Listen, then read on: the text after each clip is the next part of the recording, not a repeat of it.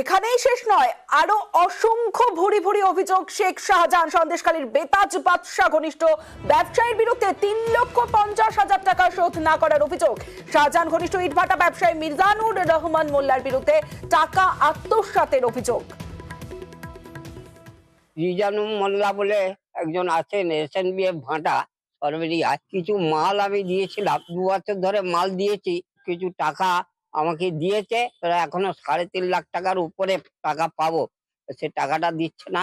ওখানে গেলে আমাকে ঘাট ধাক্কা দিয়ে বার করে দেয়, মারধর করতে আসে, গালাগালি করে।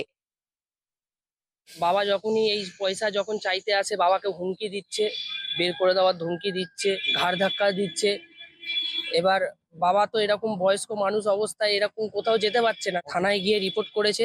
অসুস্থ মানুষ একটা, থানায় গিয়ে রিপোর্ট করা হয়েছে। আমরা চাইছি যে আমরা পুলিশের থেকে এই বিচারটা যাতে পাই। আমাদের এই টাকা পয়সা নিয়েই সবকিছু, এই টাকাটাই আমাদের সম্বল। অত টাকা পাবে না তো। আমার কাছে তো ইট নিয়ে গেল মাঝে, ওনার কাছে খাতাপত্র আছে যে 2.5 লাখ টাকা পাবে, টাকার হিসেব আছে। ও তো ইট নেবে বলেছিল, আমি বললাম যে ইট এরকম দাদা আমার এটা কন্ট্রাক্টারি কাজ চলছে, তুমি 1 সপ্তাহ পরে আসো।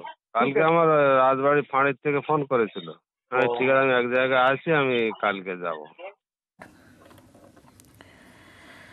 শেখ শাহজাহান ও তার ভাই শেখ আলমগীর সহ মোট 9 জনকে বসিরহাট মহকুমা আদালতে পেশ করা হয়। সিবিআই হেফাজত শেষ, বসিরহাট মহকুমা আদালতে তোলা হলো 9 জনকে।